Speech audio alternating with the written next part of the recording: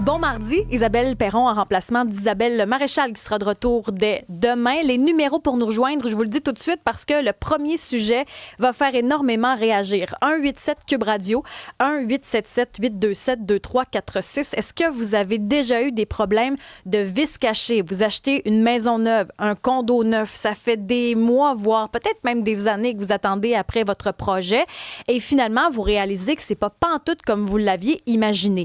On remarque la Régie du bâtiment remarque que plus de 50% des bâtiments qui ne sont pas conformes. Et ça, c'est un sacré problème.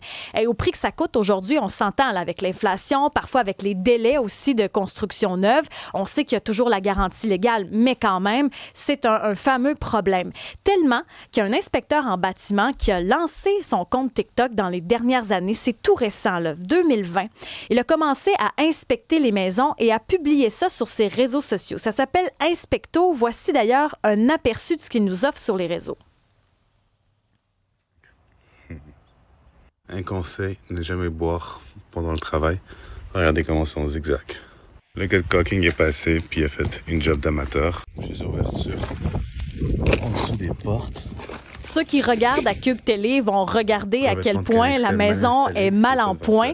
Otan Ben-Youataf est avec nous, inspecteur en bâtiment chez Inspecto. Je veux dire, Otman, que tu as vu, toi, des horreurs, littéralement, là, dans les constructions neuves. C'est complètement fou. Puis honnêtement, d'année en année, ça devient de pire en pire. Euh, la qualité de la construction a vraiment, vraiment diminué. Mais qu'est-ce qui explique ça, le fait qu'on construit moins bien? C'est rapidité. Donc, c'est vraiment, les gens, ils construisent très rapidement. Il n'y a pas d'inspection non plus. Donc, il n'y a personne pour faire les suivis de chantier. Puis, on le voit tout de suite en inspection. Et même quand on regarde mes vidéos que j'ai postées il y a 2 ans versus aujourd'hui, à chaque fois, c'est de pire en pire. Parce qu'à la base, toi, Inspecto, là, c'était pour quelle raison que tu as décidé de t'afficher sur les réseaux sociaux? C'était quoi le moteur? Rien, juste pour être actif un peu sur les réseaux sociaux, pour avoir plus de clientèle. Donc, c'est vraiment une page que j'ai des conseils d'entretien, que je partageais, qu'est-ce que je voyais et tout, avec une petite touche d'humour. Donc, j'aime ça faire un peu d'humour, des blagues et tout. Puis, Avec ce que quand tu trouves, j'arrivais ça sur des prend de gens, l'humour. Avec ce que tu trouves, ça prend de l'humour. C'est épouvantable. C'est ça que j'ai envie de te dire. Je sais pas si tu as aidé des gens avec cette plateforme-là. Est-ce qu'il y en a justement qui ont réussi à trouver des solutions aux maisons qui, honnêtement, c'est épouvantable, là. Des barrières qui sont mal entretenues. Tu parlais du caulking dans la vidéo pour reprendre l'expression qui va pas du tout. Au fait, il y a des vis cachées un peu partout dans ce que tu nous proposes. oui, oui, ça bouge beaucoup. Habituellement, les entrepreneurs sont quand même assez réceptifs. Dans d'autres cas, non, ils sont pas réceptifs du tout. C'est rendu qu'on me reconnaît sur les chantiers. Donc, quand ils me Ah voient, ils oui? savent que c'est arrivé à Boucherville la semaine dernière. L'entrepreneur a été vraiment cool. Donc, ils ont vraiment été réceptifs. Mais dans d'autres situations, j'ai des clients qui me rappellent un mois après puis qui disent que suite à mon intervention, c'était vraiment un cauchemar. Donc, ils envoient des entrepreneurs, ça tourne en rond, tout le monde se lance la balle, personne ne fait des corrections. Donc, les entrepreneurs arrivent sur le chantier ou arrivent à la maison, il n'y a rien qui se passe. Ça, c'est ça. Donc, ils vont envoyer quelqu'un qui va faire le tour, il va diagnostiser, il va dire qu'il revient. Au final, il n'y a rien qui bouge. Donc, il y a vraiment des gens qui sont en train de vivre des moments très stressants. Déjà, acheter une maison à la base, c'est le plus gros achat d'une vie, c'est stressant. Puis, en plus, il faut que tu commences à dealer avec des problèmes. Ça peut vraiment gâcher l'expérience. Ben, puis ajoutons le contexte économique actuel qui est pas évident, là. Je veux dire, présentement, s'acheter une maison pour plusieurs, il y en a qui ont mis leur rêve de côté, de se dire déjà, à la base, c'est l'un des achats les plus importants. Mais avec le prix aujourd'hui qui n'a cessé d'augmenter, particulièrement depuis la pandémie, tu arrives avec les vis cachés. Je veux dire, c'est certain que pour le moral, c'est pas évident. Dans ton cas, à toi, ce qui est particulier, c'est qu'à la suite d'inspections, tu as reçu à quelques reprises des mises en demeure. J'en ai reçu quelques-unes. Mais je veux dire, je continue mon travail, je continue avec ce que je veux faire. Dans mes vidéos, j'essaie vraiment de faire en sorte qu'on n'est pas capable d'identifier l'entrepreneur, l'adresse ou quoi que ce soit. Donc, pour éviter justement, tu sais, je suis pas là pour nuire à l'entrepreneur non plus, mais je suis là pour montrer vraiment une réalité des nouvelles constructions. Ben, parce que au final, ce qui te reproche, c'est quoi? Pourquoi on fait des mises en demeure? Que si quelqu'un reconnaît le bâtiment, ils vont me tenir responsable des dommages qu'ils peuvent en avoir. C'est une façon de t'intimider, finalement. Oui, oui, oui, on m'a dit que j'allais recevoir des dommages exemplaires. Ça me fait pas peur. On va continuer quand même. Ben parce que quelque part, tu es comme le justicier. Tu es celui qu'on appelle justement parce qu'on veut vérifier. Est-ce qu'il y en a qui t'appellent parfois avant d'acheter? Parce que c'est aussi ça, t'achètes, tu vas inspecter, l'achat est déjà fait, mais est-ce qu'il y en a qui vont te chercher en amont? Alors, on reçoit maintenant beaucoup de demandes pour des suivis de chantier aussi. Parce que moi, en inspection pré-réception, on arrive, puis les murs sont fermés, donc on est limité à ce qu'on peut voir aussi. Mais là, les gens commencent à avoir peur. Là, ils veulent vérifier, faire ça, qu'avant de fermer les murs, tout est beau. Donc, on a beaucoup de demandes pour ça aussi. Hmm. On a avec nous également au téléphone ce matin Maître Neil G. Oberman, qui est avocat spécialisé en litige civil et commercial. Si vous êtes à Cube Télé, vous allez le voir. Si vous êtes au 99.5, vous allez l'entendre. Faut dire que depuis cette année, il y a cette fameuse garantie de construction résidentielle, ce qu'on appelle le GCR. On désire finalement que ce soit plus présent, que d'ici 2029, chaque maison ait ses inspections, voire 2 inspections avant qu'on ferme les murs. Est-ce que ça, c'est fait, maître? Est-ce que ça va changer quelque chose? Écoutez, il faut être clair avec tout le monde. Quand vous investissez beaucoup d'argent, il faut faire le travail. Il ne faut pas fier sur des tierces parties. Comme un avocat, je donne le renseignement aux clients d'avoir la puissance quand ils achètent quelque chose. Par exemple, s'ils achètent un nouveau condo, des fois, ils achètent sur papier. Ça veut dire quoi? Ils regardent les plans et les devis. Et vous savez, les plans et devis, c'est pas nécessairement qu'est-ce qu'on va recevoir quand en 2 ou 3 ans le condo est prêt. Le chose la plus importante, connaissez qui est le promoteur. Faites votre devoir de travail. Faites une vérification. Est-ce que cette promoteur a eu des problèmes antérieurs, des dossiers judiciaires? Est-ce qu'ils accomplissent leurs tâches? Avec notre expérience, ayant beaucoup d'expérience, on voit des gens qui achètent des condos sur papier, puis le journée même, il fait une inspection, voit, oh, il y a un poteau dans le milieu de chambre parce que j'ai pas vu ça sur le plan de vie. Les constructions ici au Québec sont régies par la loi. Est-ce que j'ai des inquiétudes qu'il y a des bâtisses qui ne vont pas être faites en conformité avec la loi? Ça peut arriver, mais on a beaucoup d'inspections. La Ville de Montréal, le RBQ, le CCQ, il y a beaucoup de gens qui s'impliquent dans des processus de construction, mais des gens qui dépensent beaucoup d'argent, il faut faire leur travail. Et à mon avis, quand vous engagez un inspecteur, il faut que vous regardez le rapport, pas simplement où il gère un rapport. Donc, ce que vous mentionnez, c'est que certains, finalement, négligent cette étape si importante avant d'entrer dans une propriété.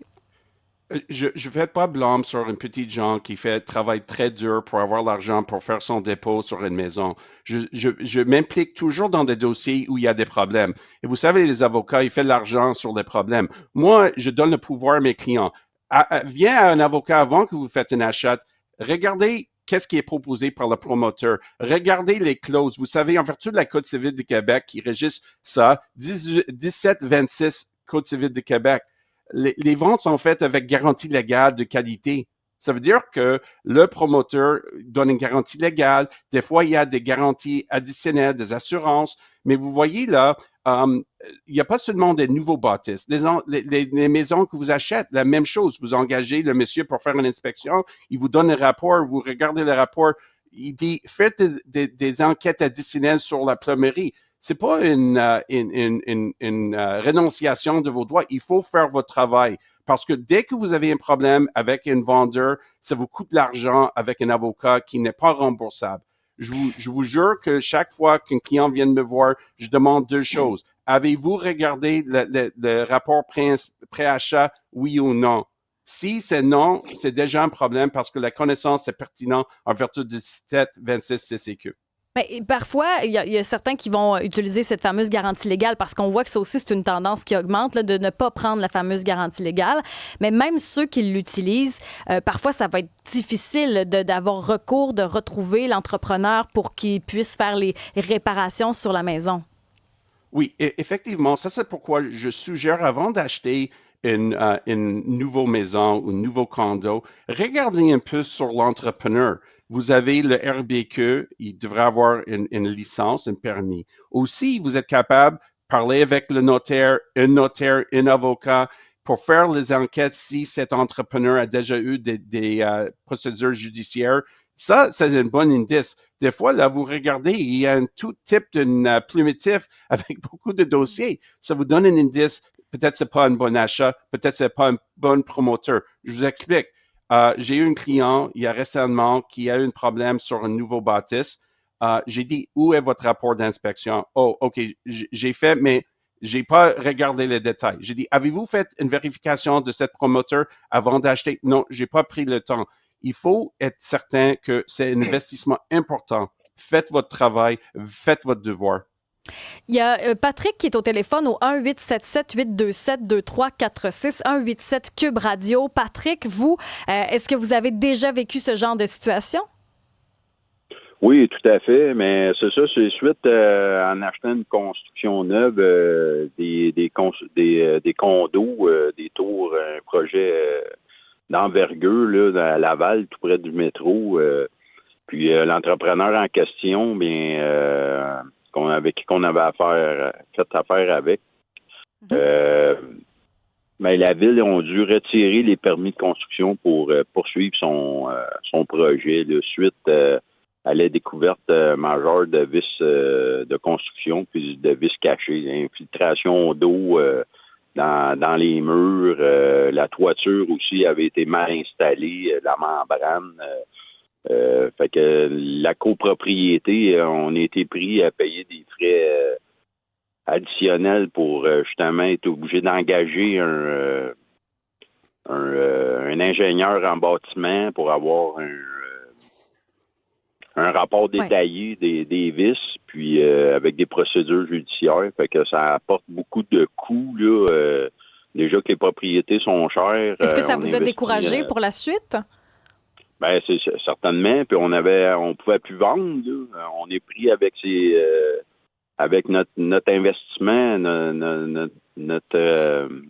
notre achat, parce que là, vendre ça comme ça, qui va acheter ça, là, tu sais, quand on a des problèmes d'envergure comme ça, là. Fait que, au moins, la ville de Laval a mis la main à la pâte, puis ils ont arrêté le projet, mais les trois immeubles qui étaient bâtis là, bien, c'est des gens comme moi qui sont fait flouer, puis on est en attente de résultats judiciaires, mais il y a toujours de l'investissement, des sommes qu'on a perdues, puis qu'on ne verra plus. Ouais, puis c'est la charge mentale aussi. Hein? Merci, Patrick. Maître Neil J. Oberman, vous réagissez comment à ces propos-là? Oui. OK. So, premièrement, quand il y a un transfert de responsabilité de promoteur au syndicat de copropriété, la première chose qu'il faut qu'on fasse, c'est une inspection du bâtisse pour le transfert. J'ai déjà fait ça dans plusieurs bâtisses. Et qu'est-ce qui arrive à ce stade-là? C'est d'établir où il y a des déficiences dans la construction. Parce que vous savez, le promoteur, il gère le building, le propriété avant qu'il y ait transfert. Effectivement, vous savez, il y a toujours des problèmes dans des constructions. C'est la vie, ça arrive comme ça. Il n'y a pas une propriété sans un problème. Monsieur l'inspecteur, pour vous dire, il y a toujours le problème. Là, c'est pas la question. La question, comment est-ce que le promoteur va réagir pour rectifier le problème? Est-ce qu'il faut qu'on engage un avocat et dépenser l'argent inutilement? À mon avis, qu'est-ce que ça démontre? C'est que dans l'environnement actuel à Montréal, le manque de housing, le manque de capacité de gens d'acheter des unités abordables, c'est dit que des gens, ils sont très contents d'avoir quelque chose, mais ça vient avec un prix, ça vient avec un coût, et à la même fois, je me répète, comme un investissement important pour une personne qui travaille très dur pour leur argent, il faut faire votre travail. Il faut savoir qui de vous acheter de quoi et avant de dépenser la dernière argent, avoir une inspection, engager quelqu'un, vous avez le droit, c'est pas limité, vous avez le droit d'engager monsieur l'inspecteur pour venir dans votre condo, peut-être il y a une assurance APCHQ, peut-être c'est un projet de garantie, mais rien vous empêche de protéger vos droits. Mais dans l'exemple de monsieur, ça démontre exactement qu'est-ce qui arrive quand les promoteurs, à des fois, n'ont pas une bonne approche pour leur projet. Othman, inspecteur en bâtiment chez Inspecto. On reçoit un texto au 187 Cube Radio. C'est Catherine qui est ingénieure. Puis elle, ce qu'elle mentionne, c'est qu'il faut faire attention parfois avec les inspecteurs en bâtiment. Elle dit, on peut pas demander à tout le monde on peut demander à tout le monde finalement d'être inspecteur de bâtiment. N'importe qui peut le devenir. Vous réagissez comment à ces propos? Oui, c'est vrai. N'importe qui peut faire la formation puis devenir inspecteur en bâtiment. Les inspecteurs en bâtiment restent toujours dans la limite de qu'est-ce qu'ils peuvent recommander et faire. Exemple, en préachat, exemple, si on voit qu'il y a des solives qui ont été coupées on va faire une recommandation de faire des vérifications auprès d'un ingénieur et tout. Donc, tant que l'inspecteur reste dans ses limites de compétences, c'est bien. Mais comment on fait comme consommateur pour choisir un bon inspecteur en bâtiment? Parce que ce que Catherine dit au 187 Cube Radio, c'est qu'il n'y a pas vraiment de cours pour ce métier-là. Il n'y a pas une formation officielle avec un diplôme officiel. Alors, comment on choisit notre inspecteur en bâtiment? Mais tous les inspecteurs ont une formation d'inspection bâtiment, plus tout dépendant de l'association que tu vas joindre. Il y aura des formations continues, des formations à faire et tout. Là, en ce moment, il y a un projet de loi qui va être en vigueur à partir de 2027. Tous les inspecteurs en bâtiment au Québec vont être régis de la même façon. Mais qu'est-ce qui arrive? Le problème qu'on a eu beaucoup dans les dernières années, c'est que n'importe qui pouvait s'improviser inspecteur en bâtiment. C'est vrai. Donc là, c'était moins régi. Aujourd'hui, tu peux faire les vérifications, tu peux t'assurer est-ce qu'il travaille des normes pratiques, est-ce qu'il y a des assurances. Il y a beaucoup de vérifications que tu peux faire pour te protéger. Dans ton cas, à toi, finalement, comment ça se passe? Comment tu es devenu inspecteur en bâtiment avec Inspecto, qui est un compte très populaire sur TikTok? De ton côté, ça a été quoi le chemin, le cheminement ou l'expérience? Une formation reconnue que j'ai appliqué après à l'association du réseau IBC avec qui je fais des formations en continu et ça a commencé comme ça. Au départ, c'était vraiment pour avoir une petite carrière tranquille et tout. Je savais pas que j'allais bouger beaucoup puis brasser beaucoup dans le domaine de la construction. Donc, on a vu qu'il y avait beaucoup de problèmes puis je mets vraiment le point là-dessus. Il faut faire une distinction quand même, Maître Oberman ou même Ottman, sur le vice caché. Il y a quand même une différence entre un problème qui peut être apparent ou encore un vice caché. C'est peut-être une notion, c'est également, si on allait en cours, qui pourrait être débattue. Oui. OK, deux choses. Premièrement, et c'est pour supporter la dernière question, les inspecteurs, ils font des inspections générales et sommaires. Et quand vous regardez les rapports d'inspection, c'est dit clairement, ils ne sont pas des experts dans chaque sous-domaine. Pas des experts dans toiture, experts dans chauffage, experts dans plomberie. C'est très important parce que dès que l'inspecteur ou inspectrice découvre quelque chose, il dit des inspections additionnelles et requis, engager un sous-traitant expert de regarder A, B ou C. Il faut faire attention. Monsieur l'inspecteur n'est pas professionnel de tous les domaines, tous les champs. Ça, c'est la première chose. Deuxième chose, en vertu de la loi 17-26, si, je vous cite la loi, OK, c'est très clair. Il n'est cependant pas tenu de garantie le vice caché connu de l'acheteur ni le vice apparent, et apparent le vice qui peut être constaté par un acheteur prudent et diligent sans avoir besoin de recourir à un expert. Je arrête là. Si vous faites une inspection, monsieur l'inspecteur dit, écoutez, je crois l'inspection enquête additionnelle est requis.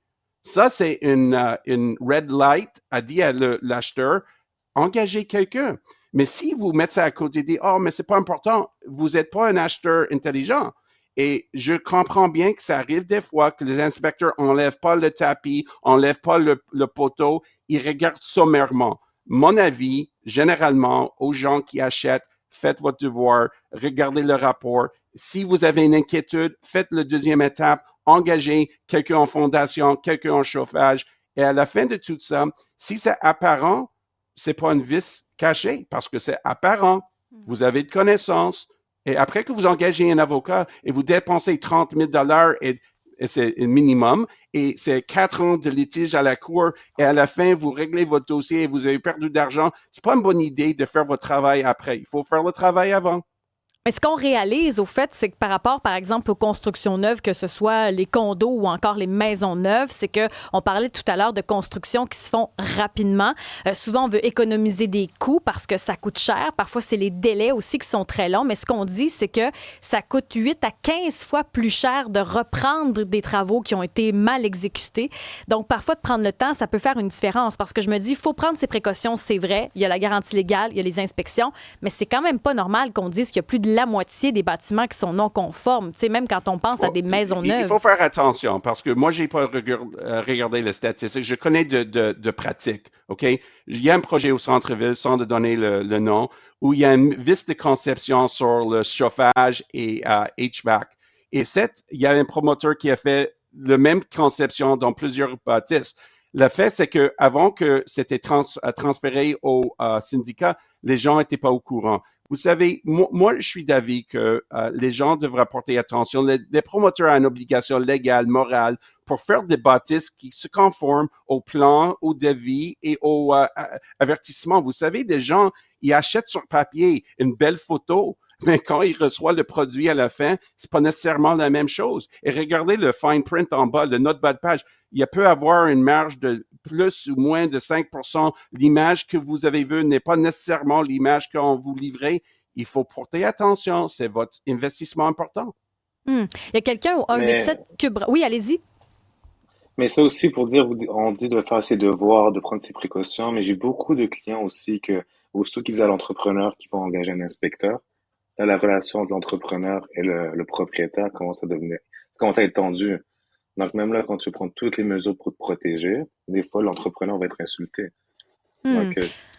Donc, C'est intéressant, je vous vois réagir, Engager un maître. avocat, monsieur, et voir comment la relation se détériorer rapidement. Parce que dès que vous engagez l'avocat, la relation n'est plus là. Mais je comprends bien, on a besoin de professionnels pour aider des gens. Puis ce que vous dites, Hotman, c'est que parfois, vous prenez les précautions, mais la relation, parfois, entre certains entrepreneurs se détériore quand même. Il y en a certains qui ont été nommés, d'ailleurs, sur la messagerie texte au 187 Cube Radio. Certains disent qu'à chaque fois qu'on utilise cet entrepreneur-là, on retrouve des vices cachés. Ça a été nommé aussi. Mais il y a quelqu'un au 187 Cube Radio qui dit « Votre invité vient de nommer quelque chose qu'aucun propriétaire ne fait, c'est-à-dire engager un spécialiste lorsque l'inspecteur spécifie de consulter un professionnel. » Ouais, honnêtement, entre nous, là, je travaille comme des autres gens et quand je vais dépenser beaucoup d'argent, je m'enquêtais pour éviter de dépenser l'argent additionnel. L'exemple parfait, c'est qu'une inspection soit faite et vous avez une inspection de 20 pages avec les coches, coche, et il y a une petite note qui dit faites la vérification additionnelle sur. Évidemment, l'inspecteur n'est pas un génie, n'est pas un architecte, n'est pas un expert dans chaque sous-domaine. C'est important de connaître qu'il y a des limitations et le but de l'inspecteur, c'est de soulever des points pour enquêter additionnellement. C'est pas lui qui devrait faire toutes les inspections sur chaque sous-sujet. Je sais qu'il y a de l'argent qui va être dépensé pour avoir peut-être une personne en fondation à venir regarder quelque chose, mais c'est la valeur parce que maintenant, vous dépensez l'argent qui va vous sauvegarder l'argent. Et ça, là, c'est une mentalité, comment utiliser nos fonds. Pour moi, j'ai toujours dit aux clients, soyez pas gênés d'utiliser les professionnels pour éviter des problèmes additionnels. Hotman, comment on pourrait expliquer que sur le terrain, le climat semble se détériorer avec les dernières années? C'est ça, il n'y a pas de suivi, mais juste revenir à un point, tu sais, ramener Oui. un professionnel en condominium, les grosses tours. Euh, Tu peux pas apporter de professionnels pour vérifier la structure ou quoi que ce soit. Puis les problèmes qu'on a vus dans les dernières années, par exemple avec les propriétaires à Boisbriand qui sont tous perdus leur logement, ils ont eu des gros problèmes au niveau de la structure. N'importe quel inspecteur en bâtiment qui serait venu n'aurait pas pu voir ce problème-là. Donc le plus gros problème, c'est le manque d'inspection la construction. Avant de fermer les murs, finalement. Là. Exactement. Et, ils ont tous Juste pris une les petite 162. atténuation. C'est vrai que dans des condos, l'inspecteur individuel ne vient pas dans le building, mais quand il y a un transfert de responsabilité de le promoteur envers le syndicat de copropriété, il y a un rapport qui devrait être fait pour regarder tout le bâtisse, l'enveloppe, tout ce qui est à l'intérieur. Les inspections individuelles dans des condos, ça n'arrive pas. Tu peux le faire, mais c'est une perte d'argent, une perte de temps. Mais ça, c'est pas le but. Le but, c'est de faire votre travail avant d'acheter, avant de faire le closing au notaire pour être certain que tout est en conformité avec l'offre qui était faite, le plan ou peut-être le plan. Et à la fin, si vous avez des vices, c'est évidemment quelque chose qui devrait être à rapporter immédiatement parce qu'au Québec, vous avez 3 ans pour rapporter en vertu de la prescription légale dans son site pour certaines choses. 3 ans, ça peut être à 5 ans. Mais le fait, c'est que oui, effectivement, monsieur l'inspecteur a raison. Mais beaucoup de gens achètent des maisons et beaucoup de gens achètent des townhouses. So, il faut faire les inspections. Et le but ici, d'avoir la puissance, d'avoir le renseignement pour faire un bon travail avant de dépenser votre argent. Il y a justement le programme d'inspection là, qui a été mis sur pied 2025-2029 où on veut implanter davantage d'inspections avant que les murs ne soient fermés, entre autres. On veut que d'ici 2028, 100% des habitations neuves soient inspectées avant de fermer les 10 murs en question. C'est le ministre Jean Boulet, entre autres, qui avait parlé de ce programme-là, le GCR, le Garantie de construction résidentielle. À voir maintenant si ça va changer quelque chose, mais la discussion fait beaucoup réagir au 187 Cube Radio. C'est souvent beaucoup de technicalités, hein, beaucoup de termes, beaucoup de choses à comprendre. Mais ce que j'entends dans ce que vous me dites, c'est qu'il faut faire nos devoirs, il faut faire attention avec qui on fait affaire aussi, même si ça peut prendre plus de temps. Maître Neil J. Oberman, avocat spécialisé en litige civil et commercial. Merci. Merci à Hotman également. Ben Youtaf, inspecteur en bâtiment chez Inspecto, que l'on peut suivre également sur TikTok. Merci. Bonne journée. Merci, à 9h28, on parle dans quelques minutes de non-parentalité. Est-ce que vous connaissez ou est-ce que vous avez fait le choix de ne pas avoir d'enfants? Vous en pensez quoi de ceux et celles qui choisissent de ne pas avoir d'enfants? 187 Cube Radio, 1-877-827-2346, que vous nous écoutiez au 99.5 à Montréal ou encore à Cube Télé ou sur l'application Cube. On vous remercie beaucoup de nous choisir.